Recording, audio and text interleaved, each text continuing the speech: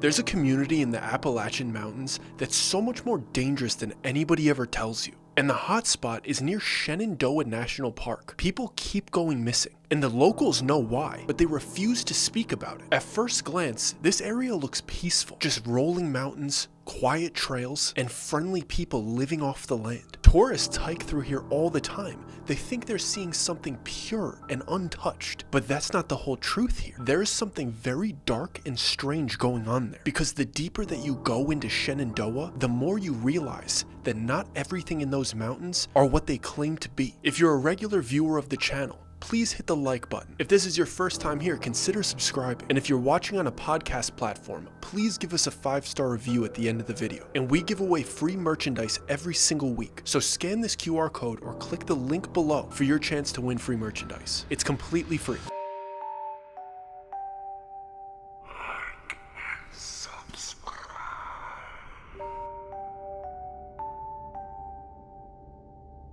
So I have to preface this with an incident that happened to somebody else before I could get into what happened to me. When I was a kid, about 10 or 11 years old, I finally had the opportunity to go on a camping trip with a bunch of other kids. And this trip took us to Shenandoah National Park. It was so random, my parents won 2 tickets at a block party raffle. And the prize was 2 tickets to this awesome wilderness camping trip for kids. And if you're not familiar with Shenandoah National Park, it's in Virginia, north of Charlottesville, right along the Appalachian Trail. I went with one of my best friends named Adam, and our parents stayed at a little lodge close by as a little vacation for themselves as well. And this trip was one of my favorite childhood memories before it went south. This trip had everything: a beautiful campsite, awesome rivers, open meadows for sports, great camp counselors that were super responsible but still fun. At that point in my life, I had never done anything like that. So every morning I would wake up, I would be so excited to go check the itinerary for the day. And the last morning of this awesome trip, I ran out of my cabin to go see the plan, and it said we were going to hike the Hawksbill Summit. In my little kid brain, I was so pumped we were going to hike a legitimate mountain, summit a legitimate mountain that day. This felt like one of those quests that I would play in the video games to me. And when everybody else woke up, we all piled into the bus to get to the base of the summit. Because obviously, we were just kids, we can't handle such a long hike. We have to bus up to the base. There were also 2 trail options, one being shorter and steeper, and the other one being longer but less steep. And obviously our camp counselors chose the slightly longer hike that's less steep because it's easier on the kids. They were well prepared. We had plenty of food, plenty of water, and the less steep the hike is, the less chance of injury. They just wanted a fun, safe hike to end this amazing week for us. Unfortunately, if we had taken the other route, Tyler would still be alive. And I say this because the steeper trail, there were steep drop-offs and much less access to open areas that were off trail. Near the base of the mountain on the trail that we took, it was much more inviting on either side. There weren't these major steep drop-offs. There was places for the kids to go off trail.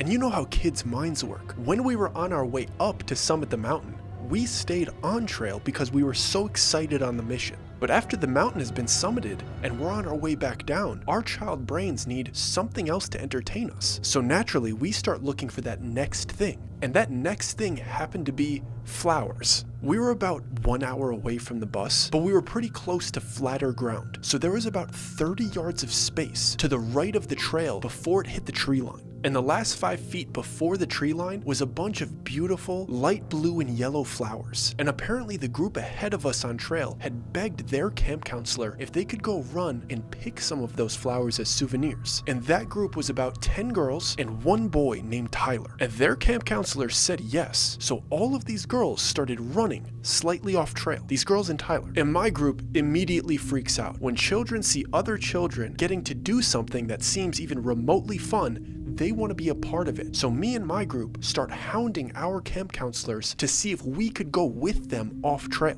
And finally, our counselors gave in and they announced that we had 1 minute to get to those flowers and get back to the trail. My group was about 10 boys, and by the time we got to the girls near these patches of flowers, near this tree line, the girls were already finishing up. They had gotten their flowers. They were heading back. So they're starting to run back one by one. And when I got up to these flowers, I noticed that there were 2 adults also picking these flowers right inside the tree line. And they're wearing all white baggy shirts and baggy shorts with flower embroideries around the collars. And they seemed super friendly, honestly super sweet. They both had all white hair and they were that sweet grandpa type. At least that's how my childhood brain rationalized it. And as I was looking at them, I could see deep into the trees and I could see that there was a clearing after about 100 yards of foliage. And there was plenty of movement in that clearing. Like through this dense tree line and this foliage, I could see people in this clearing way back there. At least 30 people had to have been back there, and they were all wearing the same clothes that these 2 sweet people were. And it didn't strike me as odd at the time. I was too young to understand what I was looking at. But looking back at it, we were in the wilderness, we were in the middle of nowhere, and they weren't dressed right. And also, who would just be collecting flowers at a random part of this hike? They didn't seem dangerous at all though. Like when I think about them fondly. They were just really friendly and nice, and I even heard the older lady say, "Excuse me, young man, can you bring me that nice big flower, that big yellow one right by your feet?" And I saw little Tyler pluck that big flower and run it over to her. And at that exact same moment, our camp counselor shouted over to us that our minute was up, and it immediately turned into a foot race from this patch of flowers back to trail between all 9 of the boys. But the issue was that Tyler had run the flower to that older woman as we were all running away. He had only went about 5 feet into that tree line to hand that sweet woman the flower that she had asked him to pick, and he never came out. So I know what you're thinking, how do they lose track of him? Apparently, our counselor let Tyler run up to the girl group that was ahead of us to get some of her water from her canteen. And he assumed that the counselor that was in charge of the girl group knew that Tyler was with them. But the counselor that was in charge of the girls assumed that Tyler had run back with the boys. So neither of them thought about checking for Tyler in their head count. It was the perfect whirlwind of groups getting swapped up with each other, running off trail, running back to trail, to lose track of one kid. And I didn't even think about Tyler or the old people that were plucking flowers or the many people I saw deep into the trees until we were back at the buses doing head count. And I don't know if I thought that he went with the girls or me and my friends were just so busy having fun.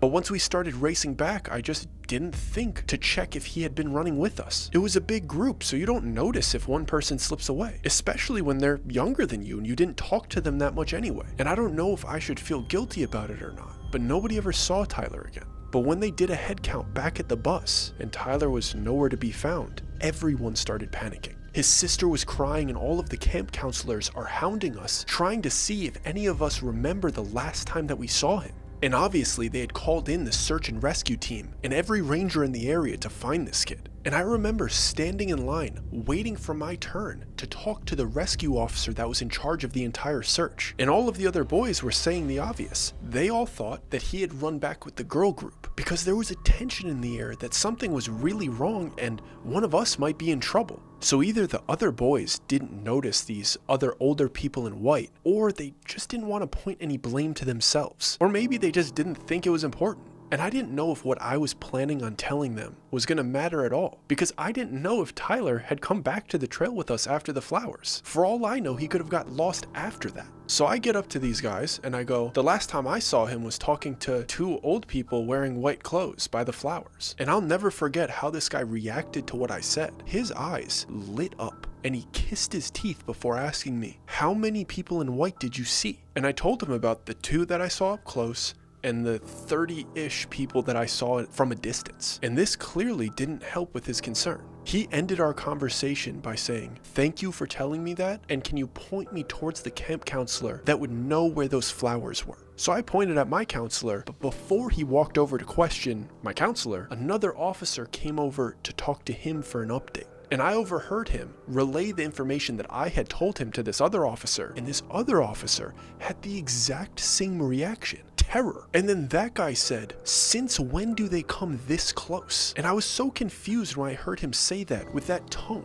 because it made it seem like he was well aware of these people in white, like they were common knowledge to the people in the know. And what do you mean, since when do they come this close? This close to what? We were in a national park, deep in the wilderness, in the Appalachian Mountains. This was as far into the wilderness that I thought people went. And he seemed to be implying that this location was closer to civilization than these people usually come. And as all of these thoughts are running through my little child brain that can't comprehend them anyway, we are forced to get back on the bus, and they just start busing us back to our campsite. Apparently, they had searched for Tyler for days, and they found literally nothing. Which didn't make sense to me because they must have found the people that were wearing the white clothes and questioned them. But there was nothing. He vanished without a trace, case closed, and nobody in the area wearing white was questioned. They couldn't find them. And when I brought up what I saw to my parents and the other adults, they brushed it off as if the search and rescues officers told them some other story. Like, the reaction from my parents and the other adults was so contradictory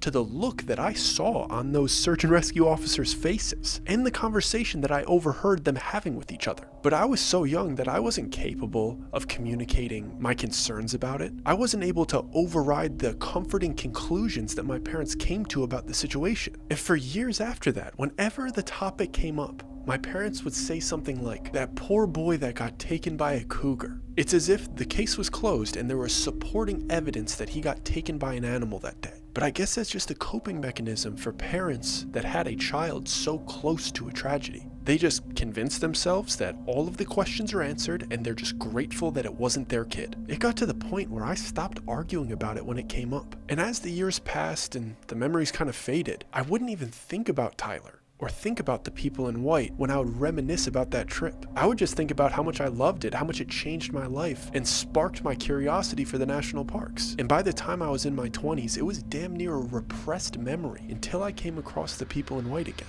Hey guys, very quickly, I just wanted to let you know we are giving away as much merchandise as we possibly can this month. These t-shirts, these hats, and I want all of you to have the opportunity to win some. So scan this QR code, follow the very simple directions. It's completely free, no strings attached whatsoever. So scan this QR code, enter the giveaway, and hopefully you guys can get some cool American Hex merchandise and wear it as you're binging the channel. Back to the story.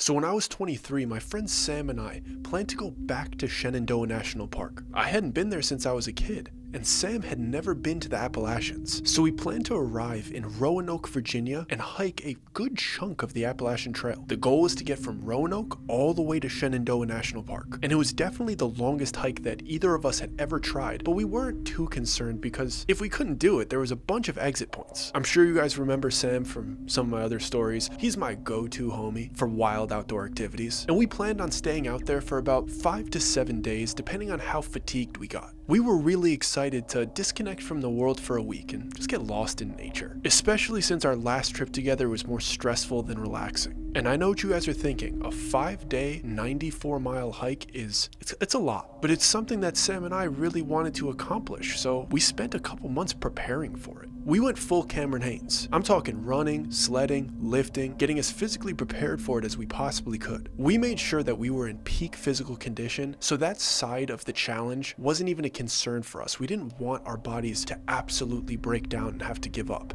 If we had to leave, it would be because we were uncomfortable or because of weather. And the only concern that we had was this one long stretch that was like dead center, right in the middle of the hike, where it's almost complete isolation for almost 30 miles. We knew that if we didn't run out of food and water during that stretch, we were going to be fine. So we packed most calorie, nutrient-dense food that we could, freezer-dried, air-fried, berry strips, Cliff Bars, all that stuff. We were approaching this trip more like a mission, less of like a getaway, because the only way we'd be able to relax during this pretty difficult trek was if we were superbly prepared. We would actually be able to enjoy it. We both firmly believe that stress only comes from lack of preparation, so we left no stone unturned. So we're ready to dominate this hike, and we're going to enjoy every minute of it. So the day comes, the backpacks are packed, we're suited up, we're ready to go. We pull up to the trail entry, we send our family the last text like, hey, we're about to enter the wilderness, and we start hiking. The first day was absolutely fantastic. There were a bunch of people on the trail because it was right near the trailhead, and me and Sam kept up a fantastic pace. I don't know if it was the adrenaline from the first day or if we actually really did get into fantastic shape, but we ended up hiking almost 5 extra miles that day, 5 more than we were expecting. And when we finally decided to set up camp for that day, we just built out our tent a couple feet off trail. We just had one medium-sized tent and a nice little fire. It was really compact and minimalistic because we didn't want to spend that much time building out our camp every night. We wanted to be efficient. Everything went smoothly, got a nice 7 hours of sleep before the sun came up. We woke up naturally when the sun came up. It was beautiful. We packed up super quick, had a calorie-dense breakfast, and a nice hot cup of coffee that instant Folgers gets you going. And we got up and we headed back to the trail, day 2. And the first mile was a little bit tough because we were shaking off the previous day's hike. But once we got the sweat going, we got back to a really good pace. And this is where it gets weird. We got up to a point in the trail where it kind of takes a sharp right turn. And we weren't able to see what was around that corner until we got there. But we were able to hear chatter as we were approaching this turn.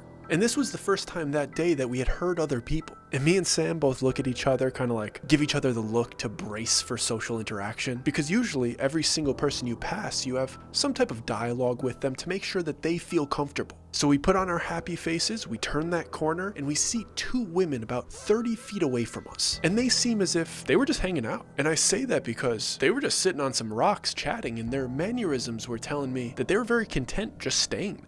They looked like they had settled into that area and they weren't planning on hiking anytime soon. They didn't seem to have any backpacks or hiking gear with them. And as we're getting closer to them, I asked Sam, "Is there a rest stop nearby?" And Sam clearly understands what I'm really asking because he replies, "Yeah, isn't it a bit weird that they don't have any gear with them?" And I say, "I thought it was 10 miles before the next rest stop." And he goes, "Dude, it's more like 12. But these girls don't seem like they're distressed or they're lost because their demeanor seems so cheery. So I immediately assume that they must have a campsite nearby where they have all of their supplies. And as we get closer to them, their appearance just gets more bizarre because these 2 ladies are wearing matching outfits. They both seem to have on white homemade dresses that go down to their knees. Kind of almost how you would imagine an Amish woman would dress if she was going to a special occasion. Like, they don't look like they're in the middle of a long hike. They look well rested and well kept. And as we're approaching them, their body language is showing me that they're very excited and very happy. And I could tell that they are both looking at us and they're ready to have a fun interaction.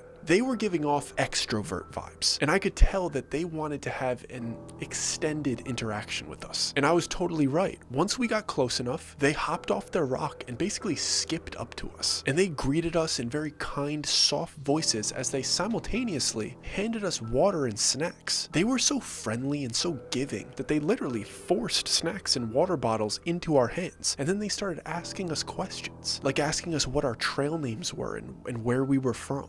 And me and Sam looked at each other because we didn't know what they were doing or why they were out here doing it. So I tell them we don't have trail names yet. And then I ask them what their real names are and what are they doing out here. And more specifically, I asked them if their camp was close by. And one of the girls almost flirtatiously put her hand on my shoulder and said, "Oh, we're just trail angels, silly. We just make sure that handsome boys like you two have everything that they need." And I didn't know what to do in this situation because their friendliness mixed with their flirtiness was so out of place in this situation. And I look over at Sam, and the girl that's talking to him is literally holding his hand and rubbing his chest with her other hand. And she's asking him, "Can I get you anything?" And I'm avoiding eye contact with the girl that's talking to me because this whole thing started to feel awkward. The girl that was focused on Sam wasn't focusing on me, so I was able to get a good look at her. And I realized almost immediately that this woman was under the influence of something. And the only way that I could explain it is, it's like she was on ecstasy or something. I could just tell by the way she was moving around, like her body mechanics and the way that her eyes were wandering. So then I look back at the girl that's clearly trying to flirt with me, and I notice her eyes. They weren't bloodshot or anything like that, but they were bizarre. Her irises, like the colored part of your eye, seemed to be like 50% bigger than the average person. And the color was a deep, light amber. And this girl is staring right at me, and she's trying to reach towards me the same way that this other girl is touching Sam. And I immediately got this feeling that I did not want this girl to touch me. There was something off about them. There was something off about this situation. They were acting too nice, and her eyes were not as welcoming as her mannerisms. Their bodies and their voices were acting like trail angels, but her eyes were looking predatory in the way that they looked and the way that she was looking at me. So I took a big step back, and it seemed as if Sam was waiting for me to do so, because right when I did, he did. And the girls just stood there right in front of us, but they couldn't stay still. They were oddly jittery. One was twirling her hair in her fingers, and the other one was like feeling her own clothing, and her head was looking around like her head was on a swivel. It was as if she was tripping and she was seeing patterns in the sky. And I tried to break the tension of this interaction by simply saying, "Are you guys okay?" Because it's not normal for two young women to be out here like this, and it's definitely not safe for them to be approaching men in an isolated area in this way. And the girl that was talking to me replies to my question, and she goes, "Are we okay? When life is this beautiful, how can you not be okay?" And now I know that these girls are on something, because that is the most hippie answer that this girl could have possibly said. And Sam does the old thigh slap and goes, "Well, looks like it's time for us to get going." I thought that was genius. Just hit these girls with the classic Midwest dad goodbye. And we don't hesitate. We walk right around them and we keep it moving. And they don't stop us. They don't try to follow us. We just hear them chirping sweet nothings the entire time we're in earshot of them. But the second we were out of earshot and we knew they couldn't hear us, Sam breaks the silence and goes, "Dude, what were they on?" And I just reply, "Dude, all the drugs." And we both start dying laughing. And we both agree that we should definitely let somebody know at the next rest stop that there's two girls tripping balls a few miles back. But they seemed so well kept and well fed and in such good spirits that it didn't seem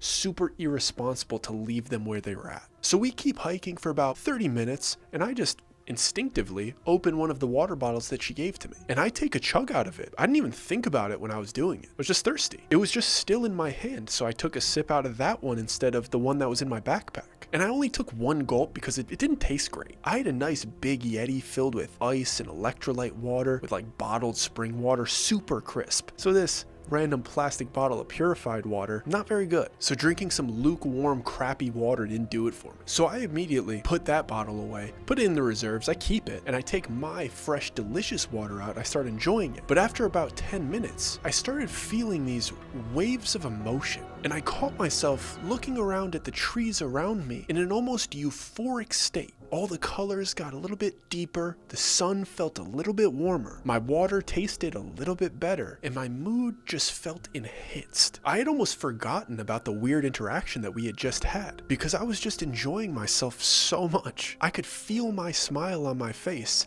and then I got this second wave of emotion. But this one didn't feel right. It felt like something was hitting my system. I could see the patterns on the tree bark moving and swaying a little bit. And I knew immediately that those girls just drugged me. If that second wave didn't hit, I might have not noticed it. But I know what a party drug feels like, and the patterns that I'm seeing moving in this tree bark are reminiscent of a hallucinogenic. So I start to absolutely freak out because I have no idea how much got into my system. There could have been a heroic dose in that water bottle, and I could start kaleidoscoping and losing vision any minute, and I am in the middle of the Appalachian Mountains, and I'm internally panicking for about 5 minutes until I could get any words out. And the only reason I was able to spit anything out is because I saw Sam reaching for his water bottle. He's opening the cap of it, and the only thing that I could say is "don't." And then I followed up with, "I think they drugged me." And Sam is looking at me so confused, but then I could see that he has a moment of recognition that I am clearly not okay.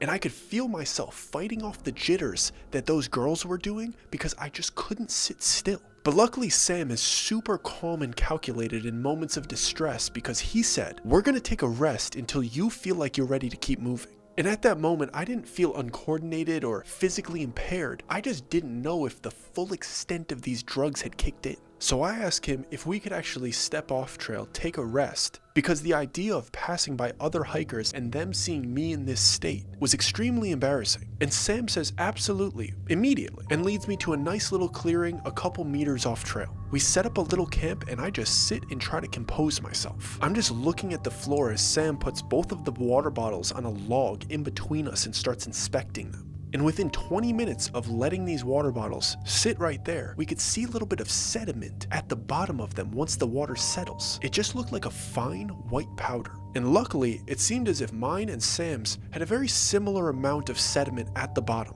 And that gave me quite a bit of relief because I knew that I didn't consume a very large dose considering there was a lot left in both. And we stayed there for about 2 hours until the effects pretty much entirely wore off. The only side effect was that I felt a little bit sad, but that could be expected when you take something like that. But why would they do that? Why are these girls out here drugging people? Or the better question is, who has these girls out here drugging people? And Sam was clearly mulling over those same questions in his head because right before we stood up to start hiking again, he said, "We don't stop for anyone from here on out. If we see those girls again, we run because we don't know who's with them." I was a bit angry and I kind of wanted to confront them, but I knew that Sam was right. And the best thing that we could do in that situation was avoid them at all costs. And we make it back to the trail, but everything feels off now. I just have this sense of dread and paranoia and I can't seem to shake the feeling. And I could tell that Sam isn't enjoying himself either because now he's just paranoid. We're just keeping our heads on the swivel, but we didn't see anybody for another like an hour until we turn another sharp corner. And those two girls are waiting for us, as giddy as ever, as if this is the second checkpoint and they're expecting us. And they weren't that far around the corner this time. They were pretty much right there and immediately engaged with us, trying to have another giddy interaction. But Sam and I just put our heads down and completely gave them the cold shoulder. One of them tried to grab my arm as we were walking past them. So I looked back and I took a peek at her face, and there's a clear confusion and disappointment in her eyes. And I knew right then that she was expecting us to be under the influence of what she gave us. She could tell that we weren't impaired, so she started saying things like, "You both look so thirsty. Why don't you two boys take a break and have some water?" We just kept our heads down and kept it pushing, and then once we were out of earshot and I couldn't hear them chatting and giggling and calling to us anymore, I couldn't help but to continue looking behind me to see if they were following us. But as each hour passed and there was no sign of them whatsoever, I felt as if we must have lost them. And we did the same thing the second day as we did the first day because we were so motivated to get as far away from them as possible. So we hiked about 5 extra miles than we had planned, and we didn't stop hiking until it was damn near dark out, because we didn't want there to be any visibility of where we exited the trail and where we were going to set up camp. And we even set up camp like twice as far into the foliage than we did the previous day, so if you walked past on the trail, you wouldn't be able to see where we set up camp. And when we finally settled into our tent, we finally had the chance to talk about what happened. And I just say to Sam, "Dude, what do you think that was about?" And Sam says, "Listen man, I know they tried to drug us, but I don't think those girls are bad people. They felt like victims to me. They felt like bait." That was the first time that I had thought about it in that way, and honestly it made the situation so much scarier. I hadn't looked past the idea that they were just hippie druggies trying to share their addiction. Thinking about it deeper in that way was actually much scarier, because if they were bait, that means there was somebody else orchestrating that, and their intention was to sedate us or at least compromise us in the middle of nowhere. And I don't think I came to that conclusion or explored those ideas because my entire mental capacity was going towards attempting to sober up. But Sam had been sober this entire time, mulling over every possible outcome, every possible intention. And I ask him, "What do we do if we see them again?" And he just says, "I doubt we're going to see them again, because there's no way that they could have kept up with us. But if we see any other trail angels, be ready to run because we don't know who's with them."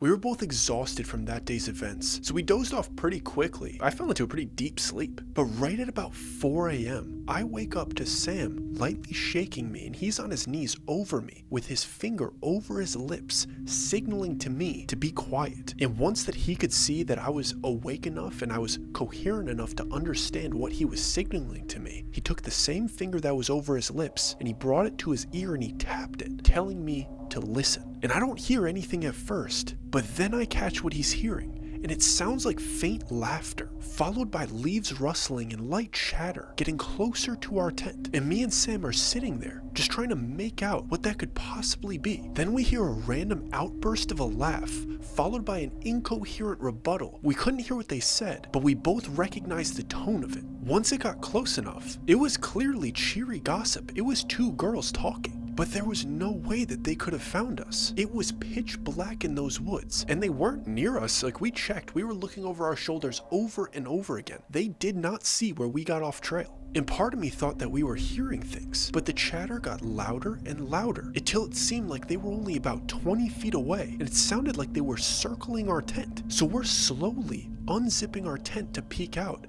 right as they're passing in front of us. But it was pitch black and we couldn't see a thing. And we weren't about to get out of the tent to confront them because, like I said earlier, they might have been bait. So me and Sam are sitting in this tent as quiet as possible, listening to these two girls circle our campsite. And they're just chatting and laughing like they're in a high school lunchroom for almost a half hour. We just felt like it wasn't smart to get out of the tent to confront them. And let me tell you, we were right. Because as the minutes passed, it sounded as if more and more people started to enter their conversation. And eventually, it sounded as if the conversations weren't coming from only one source. It had accumulated to the point where it sounded as if there was multiple conversations going on all around us. It was so bizarre because it sounded as if they were having such a good time. And the most bizarre part was that I couldn't make out even one male voice. It was like there was 100 trail angels surrounding our tent, but when we would peek out of the tent to see them, it was too dark and we wouldn't even see one figure. It was like they were right outside of our line of sight, and this chatter went on for hours and hours. But it was as if when the sun started to come up, the chatter and the gathering slowly started to disband until it was completely quiet at dawn. So we finally stuck our heads out of the tent when we could see deep into the forest in every direction. And there was nobody around. Nobody at all. So we both hop out of the tent and we're searching the area, looking around for any signs of people, like litter or boot prints or any leftover items that would signify that there were people here last night. But there was absolutely nothing. And I swear, I would have thought that what they had slipped me the previous day finally really kicked in overnight and I was hallucinating everything if Sam wasn't there too and experienced it as well. That is how bizarre it was. And I could see how paranoid Sam was at this moment, so I took the lead to start packing up camp. And when I took a better look at him, I realized that he has probably felt so alone in this situation up to this point, because they had turned me into a liability yesterday. So I wanted to make sure that he knew that I was back to 100% and we were in this together. And I try to give him a little pep talk. I just say, do you remember how hard we trained for this? Do you remember how many miles we ran? This is the reason we did that. There is no way that they could keep up with us. We're treating this like an ultra marathon right now, and I promise you, I'm fine. We need to focus on one foot after the other today. And I could see it in Sam's face that he needed that. I saw a light smirk come onto his face and he replied, "Who's gonna carry the boats?" It was such a perfect answer in that moment because we were gonna have to find the David Goggins inside of us. And it was the exact attitude change that we needed because up until this point, and it felt like we were pretty much being hunted. But now it felt like a challenge. In our heads, there was no way that these people could keep up with us. So we get back to trail, we start warming up a little bit. We basically chugged another instant coffee, and we just kept a steady pace for about 3 hours. And our plan was to finish this stretch that kind of ascended and ended on a higher peak so we could have elevation, and we would be able to see our surroundings from a better vantage point. We were done approaching this like fleeing victims, and we were ready to start approaching this tactically. So we just kept jogging and jogging and jogging until we finally hit that peak. And we felt very accomplished when we finally got up onto this peak because we knew in our hearts that there is no way that they could have kept up that pace. And we stayed on that peak for about 5 minutes, simply looking back at the trail in which we came from. And we could see miles in the distance, but there were only a couple parts of the trail that we were actually able to see that didn't have a canopy of trees over it. So we were lingering around because we wanted to see if we saw anybody hiking in those gaps in the canopy before we made our next move. And then we saw them. We saw 2 white dots way in the distance, just walking at a steady pace, and we could tell it was them. But they were miles behind us, and it felt like we were winning for a second. But that was until the rest of them entered the gap in the canopy and we were able to see all of them on the trail. It was a horde of white dots, 30, 40, maybe 50 people marching together in pairs or trios of 2 or 3, steadily making their way towards us. And I look at Sam and I say, "Are you seeing what I'm seeing?" And Sam replies, "All I see is a group of people that can't keep up." I needed to hear that in that moment because seeing all of those people in on this weird little game that they're playing was terrifying, and I needed to not have a victim mindset. And we decided in that moment since they were so far behind us still, we should rest here and put our feet up for about 30 minutes before we kept moving. And we wanted to stay on that vantage point so when we were ready, we could check where they were. So that's exactly what we did. We scarfed down a couple power bars each, we drank a bunch of electrolytes, and we took down another instant coffee to keep the caffeine up.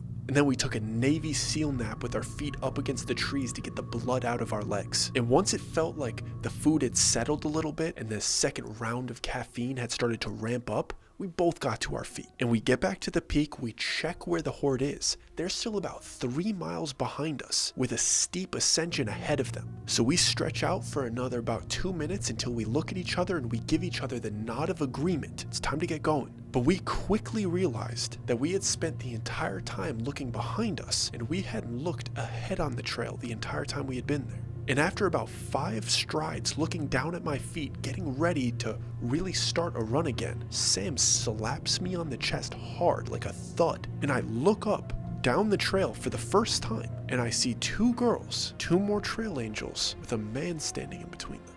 And they're just staring at us like they're waiting for us to notice them. And all I'm thinking is, how did we not notice that they were there? Were they there this entire time while we were taking our Navy SEAL nap? And this is where that fight or flight starts kicking in, because we have that entire horde closing in on us. And now we have the first man that we've seen, and he's looking at us like he's the authority here. And these girls look as loopy as the trail angels that we met, but his facial expression looks stern and sober, but he's also in that same white gown. And I whisper to Sam right away, they can't stop us. Run right through his chest. We both give each other the nod of agreement that we are ready to run straight through this guy and fight them off if we have to. But as we're about to take off, he speaks up for the first time in a calm and gentle voice. He just says, "Gentlemen, I could tell you're in a hurry, but hear me out." This totally took us off guard, but I'd be lying if I said I wasn't curious to hear what he had to say. But I definitely wasn't going to give him more than 1 minute to explain himself. And we give him the nod, like, all right, keep talking. And he continues by saying, "You two are as impressive as my girls told me you were. My girls are very fond of you, and they asked me personally to extend an invitation. You men clearly came out here to get a taste of freedom. How would you like to be truly free?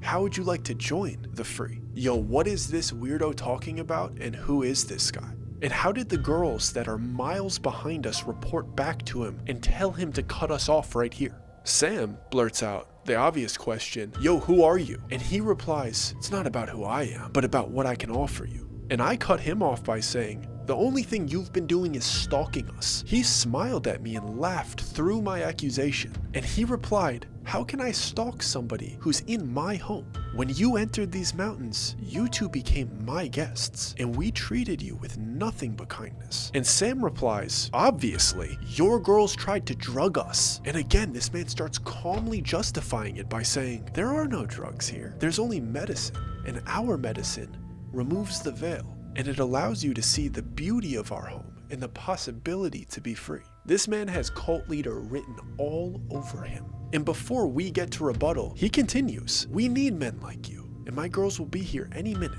And if you join us, I can guarantee you a very high ranking and as many wives as you see fit." Me and Sam have heard enough, and everything that he said up until this point has only confirmed to us that we need to get out of there. And I just blurred out, "Yeah, no, we're good." And we ran right past him, getting ready to fight him off, but he just stood there, smiling. But as we were passing him, he said, really slick, "You'll find that being our guests is far more pleasant than being our trespassers." And I knew that we had made the right choice, because jumping from offering us high rankings and a pick of the litter and then going to really subtle threats is a clear sign of this dude's horrible intentions. So we keep up a steady jog until they're completely out of sight. I start to get the sense that I might not be able to keep up this pace. We were very physically prepared for this, but my feet were simply giving up on me. And I could feel the blisters popping around my heels and my toes, but it didn't feel safe to stop running at that point. And I could tell that Sam was dealing with something similar, but I think it was more in his knees, because he was letting out grunts when we had to start going downhill. I even saw him buckle a few times, but if he wasn't stopping, I wasn't stopping. And we keep going until we get to another peak, and we both naturally stop at the peak to look back, and also because that ascension had really got the best of us. We desperately needed a break, and this time we made sure to scan the entire area so nobody was able to sneak up on us again. It was almost completely dark at this point, and we had spent damn near the entire day running up and down hills. And when I tell you that my body had never been that fatigued in my life before, I mean it. Everything hurt. I felt like I lost 10 pounds. I felt like my body was immediately absorbing the power bars as I swallowed them. And I felt like my body couldn't soak in the electrolytes fast enough because I felt my calves and my quads starting to cramp. But my adrenaline was still through the roof because I knew that there was a horde of people marching in our direction with bad intentions. We sat in silence for a couple minutes, just allowing our heads to rest on our forearms. Neither of us looked up, but we started talking. Sam said, "We need to keep moving. It doesn't seem like they stop. How do they keep catching up to us?" I'm as confused as he is, and I say, maybe it's that stuff that they're taking. Maybe they don't sleep. They don't care how far ahead we get because they know we need to rest. And Sam asked me, "How do you think they found our campsite last night?" I can't stop thinking about it. Unless they had somebody trailing us the entire time, there's no way they could have known where we left the trail. How could they be so far behind us and then casually walk up to our campsite in the middle of the night? Plus, they're clearly drugged out. It doesn't make any sense. And this makes me so much more paranoid sitting here because it makes me think they must have somebody nearby us trailing us. So I start trying to scan the woods around us for any type of movement. But I'm so tired that even looking around is too much for my neck, and I need to put my head back into my lap. But right as I do, I swear I hear a faint little whisper coming from right inside of the tree line. So I start to look around again, and I start to hear a little rustling of leaves as if something is trying to inch towards us, but I can't seem to track down where it's coming from. And I'm waiting for one of these guys to appear out of nowhere again, and I'm back on my feet ready to fight. And then I hear another faint whisper, but this time I can make out what it said. It was a very light "help me," and it was coming from directly behind me. We both swing around to the source of the sound, and we see somebody army crawling out of the tree line, and their head is face down in the dirt, just dragging themselves to this trail. And we back up, getting ready to start running, but again this person says, "Please help me." And we don't immediately approach them because at this point, we don't trust anything in these woods. So we just watch this woman slowly drag herself out of the trees onto the trail and get to her feet. And I'm just staring at this woman, covered head to toe in dirt, quietly whispering for help. And we don't run because she's not wearing white like everybody else. Plus, she looks so scared. She didn't look loopy and euphoric like the other women. This woman looked like she needed help. And Sam and I look at each other and we decide to give her a chance, but we're still on high alert. So we walk up to her and we hand her a bottle of water, but from a full arm's length away. And we watch this woman slowly sip the water, and by the way that she's doing it, we could tell that she's not faking it. These sips of water were saving her life, and she was hanging on by a thread before this. So we just let her finish the bottle slowly until she's ready to start explaining herself. We didn't want to pressure her into talking, but we knew that time was of the essence and these people were closing in on us. And we needed to know what this woman's story was so we could make an educated decision. So Sam really delicately asks her, "Can you please tell us what happened to you? We really don't have that much time." And she takes a deep breath and she looks up at us with tears in her eyes. And she says, "They aren't who they say they are. Please don't trust them."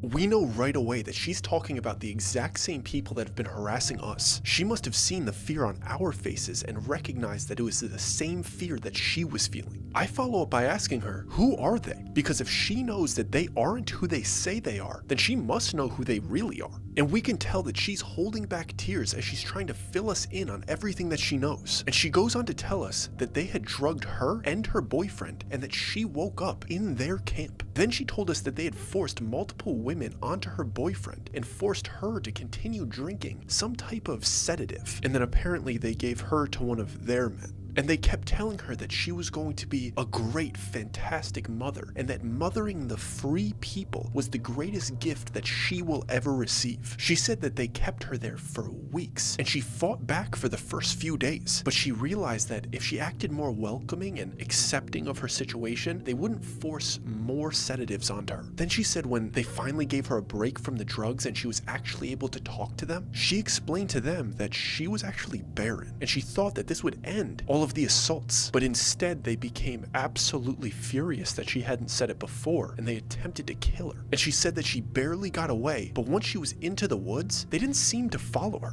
But she doesn't know how long she's been lost for. She thinks it's been a week, but she can't be sure. And right when she finishes that sentence, her facial expression changes dramatically. She's staring at me like she is terrified, and I'm trying to understand what I did to scare her. But then I realize that she isn't looking at me. She's looking directly over my right shoulder at something behind me. And she lifts her right hand, quivering and slightly pointing, but she's not able to say anything. And I already knew what I was going to turn around to. I know that when I turn around, I'm going to see all of those white gowns. So instinctively, I drop to the ground and I grab the biggest rock that I could find nearby. It was about the size of a baseball, but it was much more jagged, much more like a diamond. And when I turn around, and then Sam whispered to me, "Eyes." And right as he said it, I see what he's talking about. There's a set of bright amber eyes walking directly towards us, but it's too dark to see the figure that's attached to them. And Sam whispers again, "Wait till he's close enough." And Sam is in a clear tactical stance, and I see that he has his hunting knife and his flashlight tucked near his belly, and his knees are a little bent in a stance that's ready to fight. And as we're waiting for him to make his move, we just hear him talk in that same eerily calm voice. And he says, "Before I didn't want you to leave, but now I can't allow you to leave." And he's slowly plodding forward, inching closer, but not close enough for us to actually be able to see him. We stayed silent and we just let him keep talking, because the more information that we could get, the better. And he goes, "This woman wasn't meant to be free. She's attached to a life filled with concrete and rules. She has no place here with our people." This guy is just peddling weird lies, and me and Sam aren't buying into it whatsoever. And we're still locked in, ready to make our move. He seems so confident in the way that he's approaching us, and the way that he's peddling his bizarre philosophies. And part of me thought he was pretty foolish for that, because he was completely unaware of the level of violence that Sam and I were willing to commit, especially to ensure this innocent woman's safety. And I'm standing there waiting for Sam's signal, and then finally, I see the outline of his body in his face. And Sam knows he's close enough for me. And at that same moment, he clicks his flashlight on and illuminates the man's entire figure for me. And the light clearly irritates his freaky amber eyes, and he squints and he leans back slightly.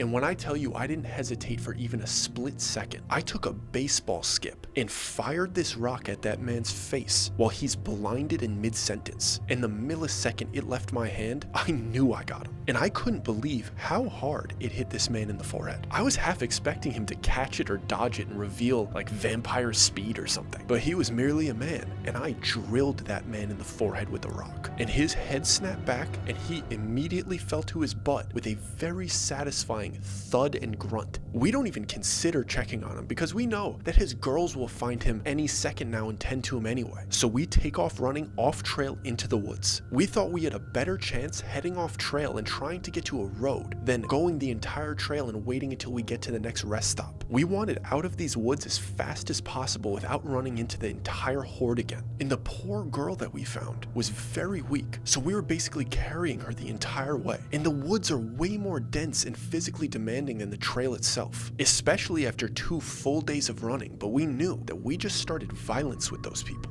At least before, they were pretending to be nice to us, but we just broke the seal to violent behavior. I absolutely blasted that guy. The back of his head touched in between his shoulder blades, and I knew that they weren't going to take that lightly. And we do our absolute best to not stop in the pitch black woods for what felt like an eternity. It was like we kept going and going. And honestly, there was no way to tell that we were staying in a straight line. We had to keep moving. That's all we could do in that situation. So we get to this one point that has a very steep downhill. You almost had to slide down it in order to keep moving. So I went down first, and I stayed at the bottom to assist the other two to make sure they didn't roll an ankle and make sure that they get to the bottom safely. And when I turn around, even though it's very dark out, I realize that I'm in somebody's backyard. There was no fence, there was no gate, there was just a couple children's toys and a makeshift playset. And I look look over to the left and I see a screen door and a little porch in a little tiny house. So we circle around to the front of this small house, and there's a little dirt road and a worn down car. And I look down this dirt road, and about 100 meters away, I can faintly see another small house. And the only reason I was able to see it was because they had a little lantern out front. And I was so confused for a moment because we were in the middle of nowhere. But then I remembered an old YouTube video that I'd seen about this. We were in a holler. Regular people live here. These are Appalachian natives, and they live on these super secluded back roads deep into the woods. Most people think that people that live that far out there are like scary hillbillies, like the hills have eyes type. But I saw this video where somebody goes and interviews them, and they all seem like very sweet individuals that just don't like the hustle and bustle of cities. They tend to be very kind, very intelligent, and their communities are super tight-knit and they take care of each other. They just don't like the government intruding in their lives whatsoever. I can't blame them, I feel the same way. And I briefly fill Sam in on what this is, because he's very skeptical, he doesn't know what it is, and I reassure him that they're most likely very kind and we should ask them for help. So I start walking right up to the front door, and Sam grabs me by the arm and goes, "Are you trying to get shot? It's the middle of the night, we need to call out to them and give them their space." I immediately realize how correct that statement is. Even though I'm confident that they're probably good people, they're definitely not used to strangers knocking on their door in the middle of the night, especially out here. So Sam calls out, not too loud because he's still concerned about the other people following us, but loud enough to wake somebody up in this house for sure. And he does it about 3 times until we hear movement inside of the house. In the window next to the door, we see it slide open a little bit, and then we see a barrel of a shotgun slip out and point directly at us. We immediately put our hands up and we start explaining ourselves further. And Sam says as calmly as he can, "We are very sorry to wake you. We were hiking the trail and we got lost. We found her lost and she's in really bad shape and we could really use some help." And then he tosses his hunting knife off to the side to try to show this person that we're willing to relinquish all of our weapons to show them that we're not a threat. Internally, I was thinking why he didn't mention the horde of people following us, but I knew he did it intentionally because Sam doesn't do things without the right intentions. He must have a good reason for withholding that information, so I took it as a cue to withhold that information as well. And finally, the person behind the shotgun speaks up. "Y'all are lucky that I didn't find you guys creeping up on my windows. I promise you, I'm not scared to introduce you to my good friend Jesus." And then he started laughing and he popped open his front door. This man looked exactly how you would expect him to look. The man's appearance was terrifying. He's a deep woods countryman with crazy eyes, bad teeth, and scars all over his face. And the scars look like they're from some type of car accident or heavy machinery accident. And even though he has a rough exterior, he has a genuinely cheery voice. And he just goes, "Y'all ain't the first city folk to come knocking on my door looking for some help." And I try to build some rapport with this guy by asking him, "City folk, what gave us away?" He looks at me with his crazy eyes for a second, and I thought momentarily that I had offended him. But then he replied, "Son, you look like you can't change a tire," before laughing in my face. And this was crazy because I felt the most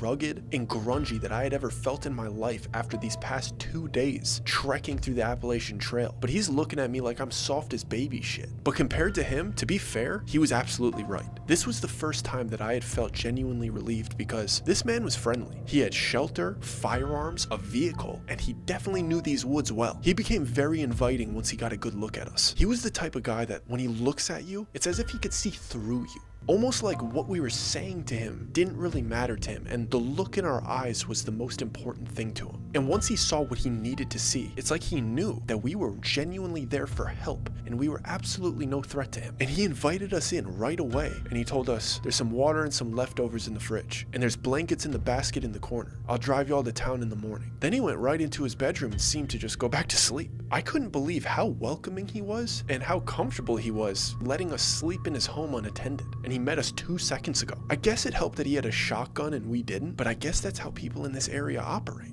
They are people of their word, and they will simply help if you need them. And the leftovers in his fridge weren't bad either. It was clearly just some wild game meat and leftover mashed potatoes. You would think that scarfing down somebody's leftovers in an Appalachian holler would be similar to a fear factor challenge, but this was simple, clean, and fresh. Or Sam and I were running for 2 days straight, and this girl has been lost in the woods for a week, so anything would have tasted that good. And after we finished eating, we just sat there in silence. We all wanted to talk about what happened, but it didn't feel right chatting away in this man's house in the middle of the night, and also risk him hearing us. We all want to get into that car in the morning and drive back to civilization where these people in white can't reach us anymore. The morning couldn't come soon enough, and I really quietly get up to gather some of the blankets for us when I see some movement out of the corner of my eye, out one of the windows. And when I look in that direction, there's nothing there, so I just continue doing what I'm doing. And then the door from the man's bedroom swings open and he speed walks to the front window. He's mumbling to himself, like something about his porch, but I can't really make it out. And he slides the window open, just like how he did for us, and slides the barrel of his shotgun out. And then he finally barks at whoever's out there and says, "I told you that I'm not interested." And he's talking to this person like he knows him, so I'm a little bit confused. But the confusion goes away the second I hear the voice on the other end of that door. It was the man in white that I had beamed with that rock. But still, his voice is extremely calm. All he says is, "You seem to have a couple of ours in there with you. We'd like to have them back, please." And the man looks at us with a horrified look on his face, and he starts barking at us. "You didn't tell me that y'all were one of them." And the girl immediately cuts him off, pleading to him to not let these people in his house. And we butt in, trying to tell this guy that they've been chasing us and stalking us and that we don't have anything to do with them. He basically yells at us to shut up, and he takes a big breath before saying, "There's nothing that I could do to help you if they've already claimed you. I'm sorry." And at that same moment, he lifts his shotgun and points it at us instead while he's repeating something to himself. "If you hear something, no you didn't. If you see something, no you didn't." And he repeats himself again. "If you hear something, no you didn't. If you see something, no you didn't." And at the same time, he reaches back, opening his front door, revealing who's on the other side of it. I don't know what I was expecting to see when he opened that door, because I knew that I heard the man in white's voice, but I had hit him so hard with that rock, I couldn't imagine that he got here. But there he is, standing in this doorway, looking as calm as ever, glaring at us with those weird amber eyes. But this time, I could see the gash that I made on his forehead, and it's wide open and swollen. But it wasn't bleeding anymore. It had some type of substance inside of it that resembled Vaseline, like they just tucked it in there. And he had no blood on his face whatsoever, as if it was fully clean. But his gown was covered in blood. Like, I'm talking chin to ankles. The entire front of it was completely red, so I knew I got him good. But his demeanor was no different than before. It was polite and cold, as if it didn't matter what I had just done to him.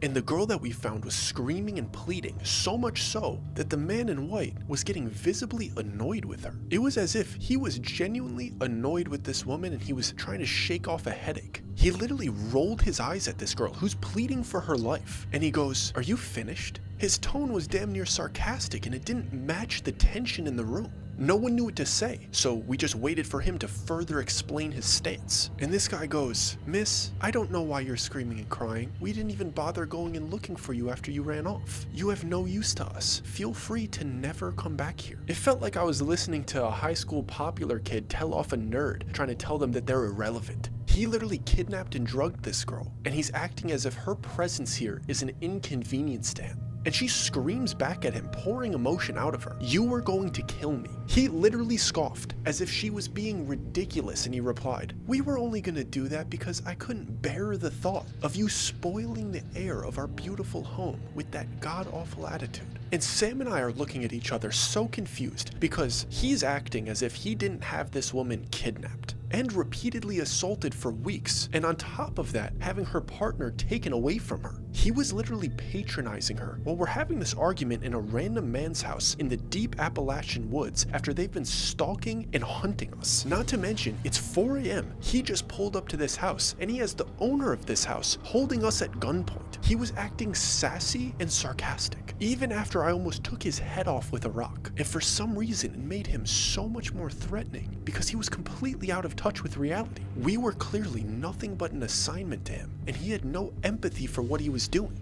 or how cruel and sadistic this entire situation was. For him to keep this odd, calm demeanor while he's throwing petty comments at this poor woman added layers of psychotic behavior to this man's aura that I didn't even know was possible. He genuinely didn't care. He also didn't care that this woman escaped either, and he reaffirmed that because he said to the entire room, "These 2 boys will be coming with me, but you could keep her. She's useless." And he looks at the owner of the house and he goes, "She is a terror to be around. Feel free to do whatever you would like with her." He clearly didn't care about the consequences of her leaving and getting back to town and reporting this to the authorities. He had an essence about him that made it seem as if he felt like he was untouchable. And the woman that is sitting here with us is absolutely stunned by what he's saying, and she can't even form a sentence to reply to him. because she realized that she was going to be able to go home and she didn't want to stir the pot any further. And then the man in white says, "Girls, please escort these men back to camp." And Sam and I have no choice but to let these girls come in and tie our hands together. And then they brought us out of the house, and mind you, we are being held at gunpoint still. Not that we couldn't fight off these two girls. The man is holding a shotgun barrel in our face, and we get escorted out of his house. And they gently guide us out of the front door, and I'm able to see what's outside, and I am shocked at what I see. The entire horde had caught up to us, and they were completely surrounding the house. It had to be over 50 women circled all around us with that same happy, euphoric look on their faces. And the man in white continues his orders once we're outside.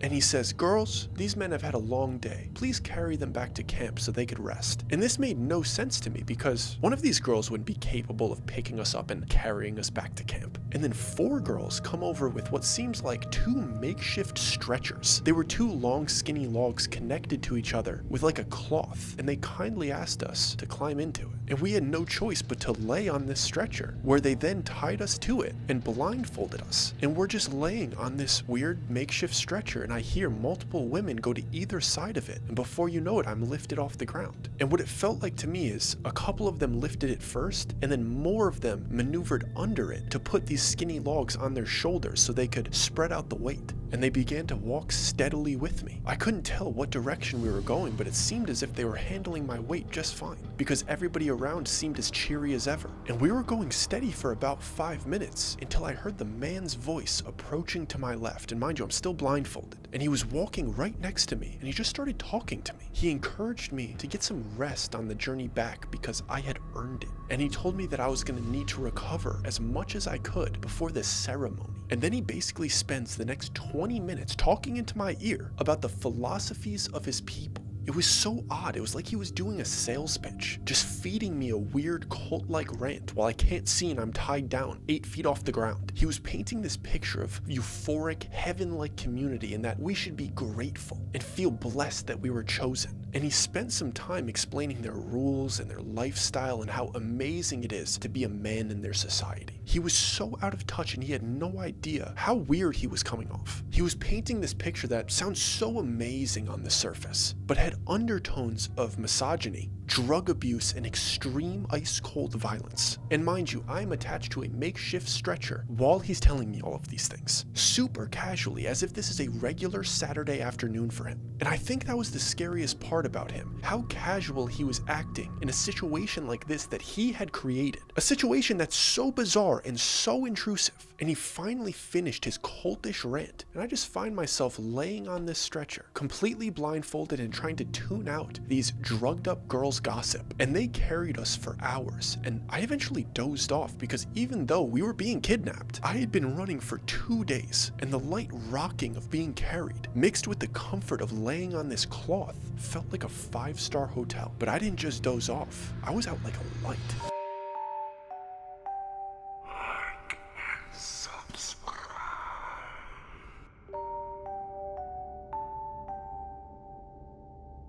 This had to be the deepest sleep that I've ever had in my life, because by the time that I woke up, I felt so rested. It was like the first time you sleep in after a finals week and you get to not set an alarm.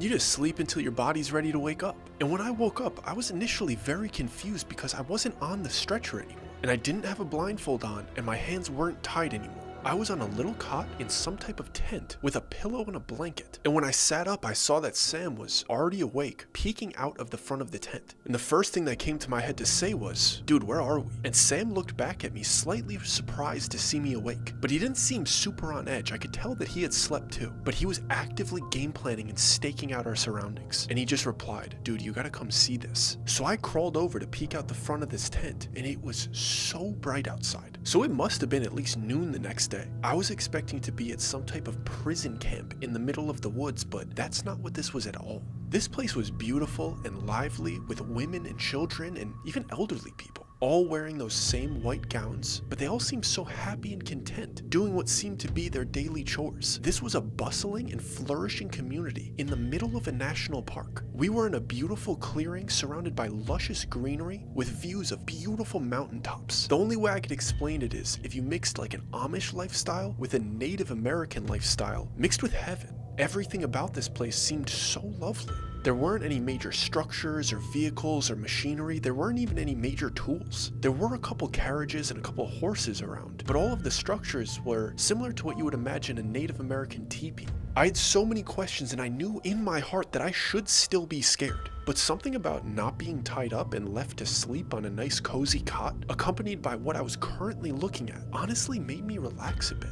I didn't feel an immediate danger, so I just look at Sam and I say, should we go say hello to somebody? And Sam looks at me still with a little bit of concern in his eyes, and I see in his eyes that he's battling a similar sense of relief. And he just replies, I mean, I don't see why not. So we crawl out of this tent and we're looking around trying to make eye contact with literally anybody to strike up a conversation. But none of the adults seem to acknowledge us initially. But two young children run over to us and they give us a couple of flowers that they picked. And they look up at us so happy and so cute and they say, we're so happy that you're here, and they run off giggling and laughing. And finally, an adult woman acknowledges us, walks over to us, and she has that similar look where she has a little bit of that drug-induced euphoria to her. And she says, Charles asked me to send you to him once you wake up, so please follow me. And she turns and walks into the direction of the biggest teepee in the area. And as we're walking over, I'm soaking in this incredible little community. I can't believe how efficient this community is operating and how well put together and how good the hygiene of these people are in the middle of nowhere. But we finally arrive at that tent and she escorts us in. And a little bit of dread seeps back into my mind because once we're in there, I see the man in white, who apparently his name is Charles, is sitting in there waiting for us. Me and Sam just stand there silently. We don't give him any greeting or any form of acknowledgement.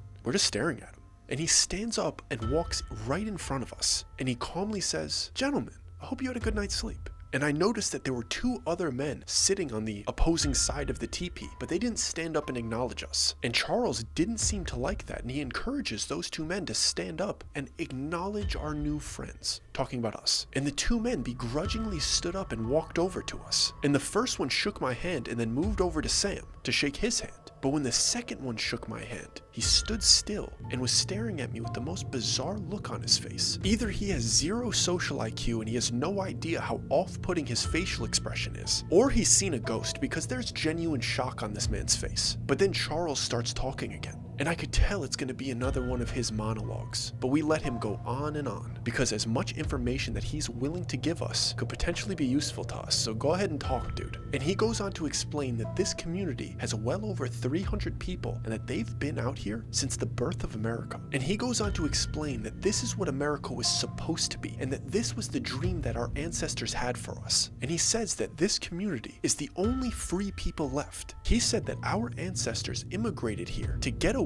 from overreaching government. And over the course of the last 100 years, the government has managed to wrangle all of the descendants of the brave revolutionaries. He goes on to explain that the freedom that we experience these days is nothing but an illusion, being packed into dense cities, paying overbearing taxes, and being forced to work for money at such a low wage that all of it immediately goes back into the system simply to survive. And then he goes on to start buttering us up by complimenting us, saying, "See, you guys are real men. You shouldn't be working class slaves." He said we deserve to be leaders in communities like this instead of being forced to vote for puppets that only have the intent to line their pockets and pass laws that are simply meant to keep the rich rich and the slaves slaves. And the entire time that he's talking, I feel the other guy staring daggers through me, but I try to avoid eye contact with him. But it eventually became too much, so I took a second look at his face, and I realized in that moment, this guy is the only guy that I've seen here that doesn't have those amber eyes. He has regular bluish green eyes like me, and I initially thought he must have joined them recently, or he was brought here the same way that I was brought here.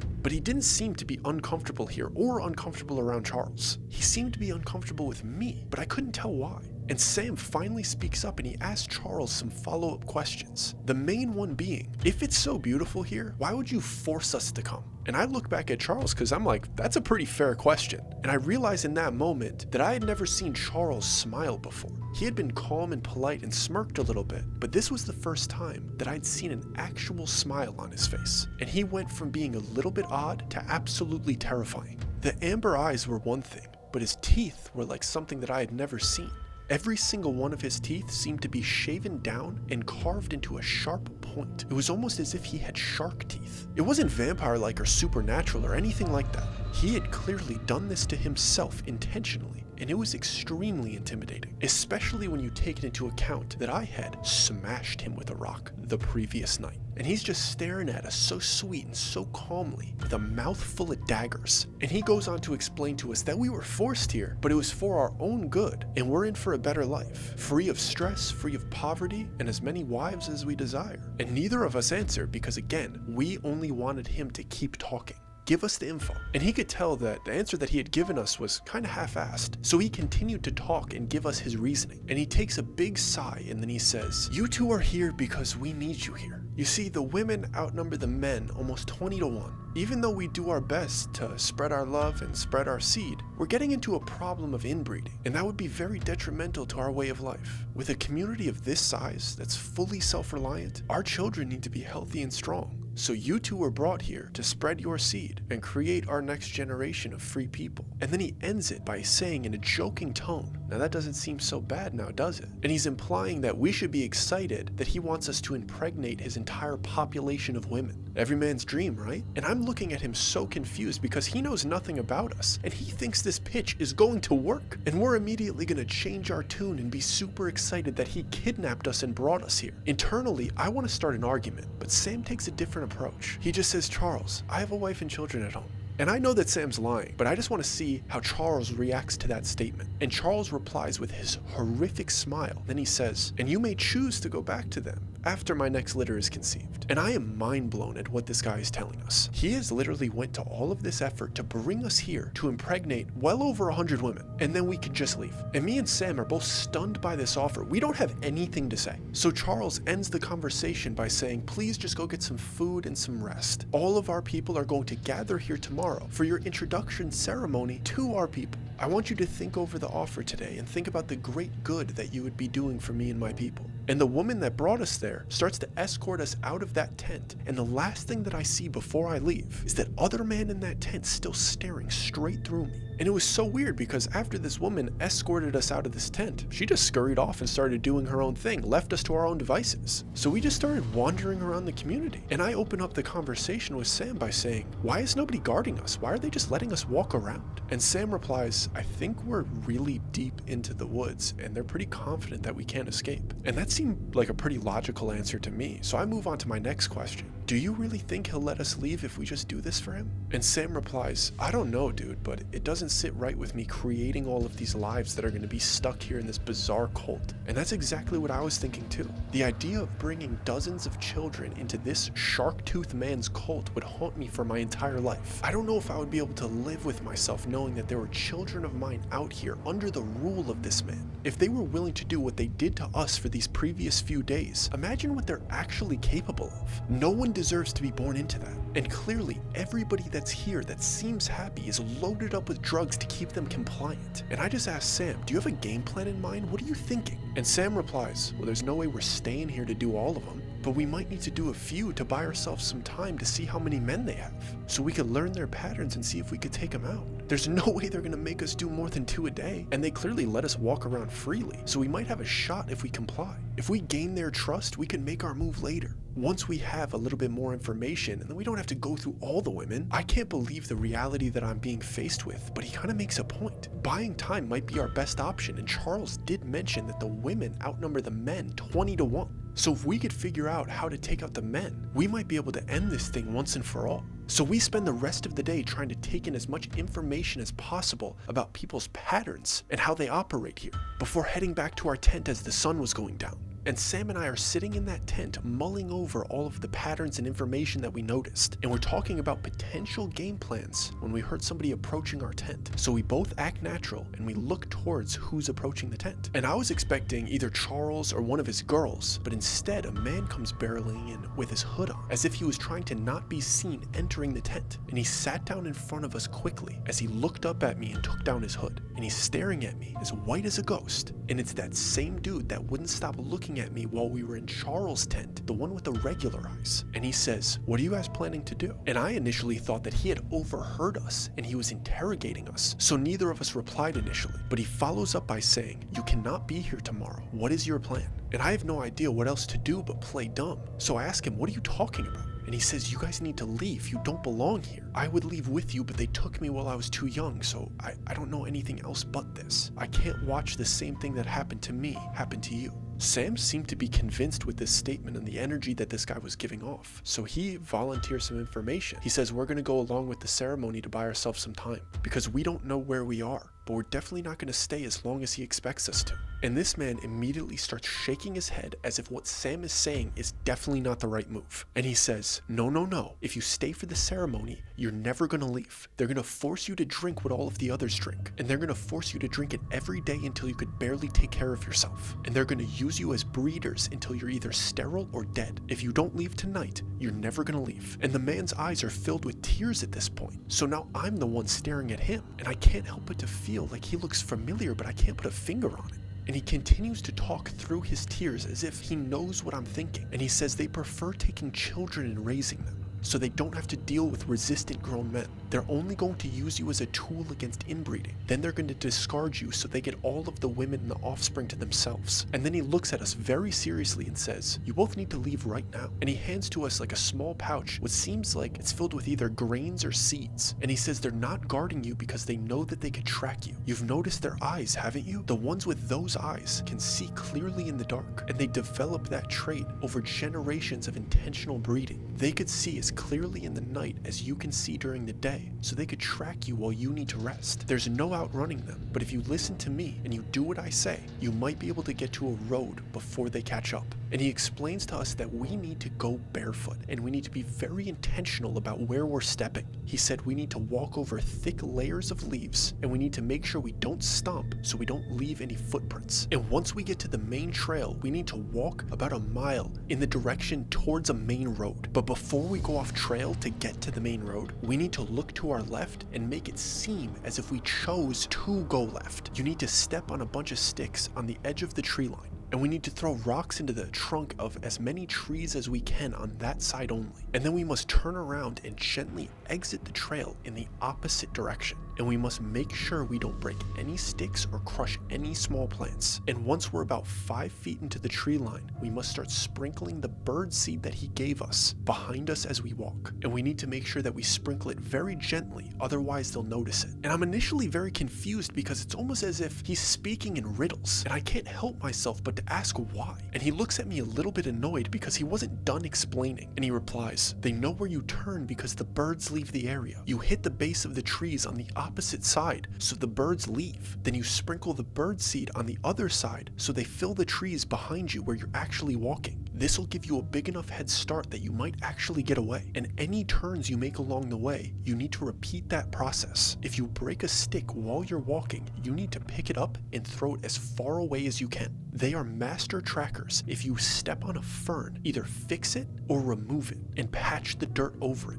I promise you, they don't miss anything. If you need to stop and rest, do not build a fire. Do not make a shelter. They could spot any irregularities even in the pitch black. If you need to rest, lay on the ground in between 2 logs and never stop for more than 2 hours. They will catch up to you and you need to stay ahead. And this is the most important part. When you get out onto a road or into a community, do not ask for help.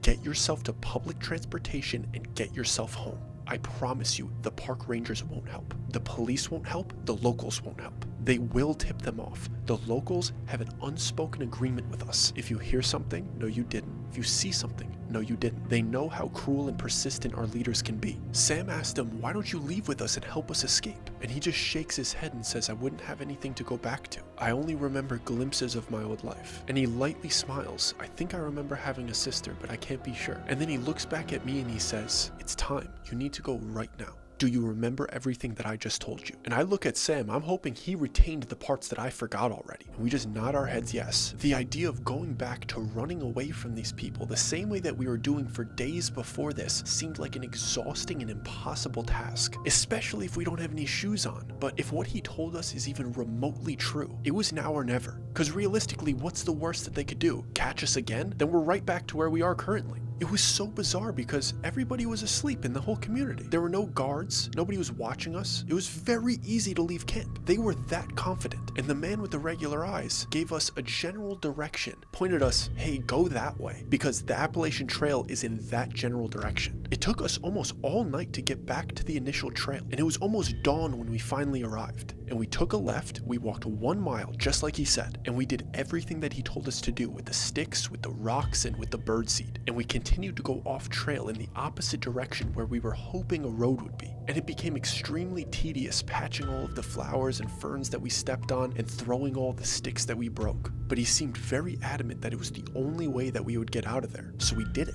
And during that long trek, we had no idea if we were even going in the right direction or where a road would pop up, and no road came the first day. We slept in between the logs just like he told us to do. And part of me, when we would stop moving, felt like they were going to start circling us at any second. I felt like they were behind us the whole time, but nobody showed up. And we did the rock and the birdseed thing again when we decided we had enough rest. And we just kept going, patching the flowers, walking as delicately as we possibly could. And then we finally saw it. We saw the road. It was simply a narrow highway with no cars driving on it. And that's where the nerves really started to kick in, because we looked dirty and out of place and clearly in need of help. But if anybody asked us if we needed help, we had to convince them that we didn't. And that's where the real paranoia started to kick in, because when a friendly person would pull over, see if we needed help, ask us if we need a ride, we had to pretend that we didn't, and we had to just keep walking. And we definitely didn't want to go back into the woods because we had finally found a road. And the idea of going back into those woods was more horrifying than having to fight off a local that's trying to tattletale on us. And the entire walk down that road, I felt like the people in white were going to pop out of the tree line at any second. But they never did. We finally stumbled up to a town that ended up being called Lexington.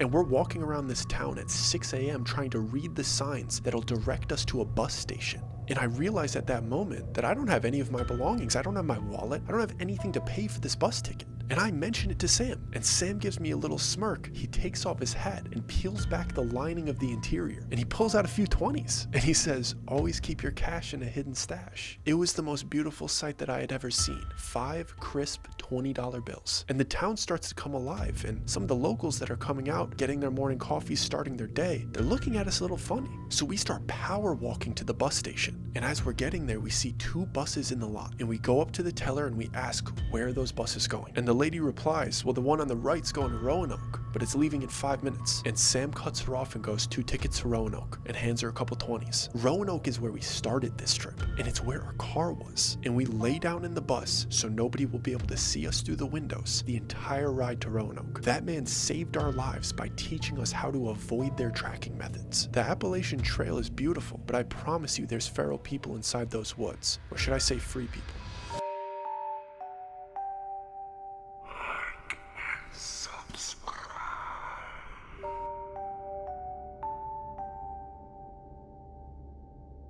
I hope you guys enjoyed that video. I hope you're enjoying the channel. Please, if you haven't liked the video already, please like it now. If you haven't subscribed to the channel yet, I welcome you into the community. Go ahead and hit the subscribe button. If you're watching on a podcast platform, please give us a 5-star review. It helps so much more than you think. And guys, if you haven't watched every video on the channel was made to binge. Start from the oldest, end with the newest. Don't cherry pick videos. Thank you all so much for the ongoing support, and we'll see you next week. We're entering spooky season. We have some really fun stuff planned for you. And if you like this video, YouTube also thinks you would like this one.